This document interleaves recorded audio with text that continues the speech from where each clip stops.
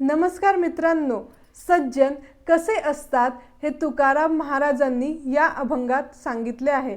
आजचा अभंग आहे, चंदनाचे हात पायही चंदन, परिसा नाही हीन कोणी अंग, दीपा नाही पाठी पोटी अंधकार, सर्वांगे साकर अवघी गोड, तुका म्हणे तैसा सज्जनापासून, पाहता अवगुण मिळेची ना। या अभंगात संत तुकाराम महाराज म्हणतात, चंदनाचे हात पायही चंदन, परिसा नाही हीण कोणी अंग।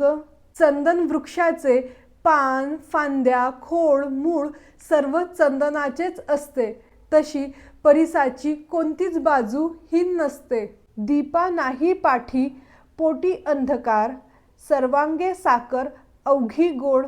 दिव्याच्या सर्व बाजूनी प्रकाश पसरलेला असतो, तशी साखर सर्व बाजूनी गोड लागते।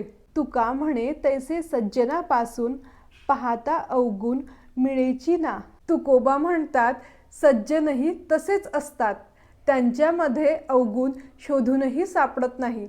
जय हरी विठ्ठल।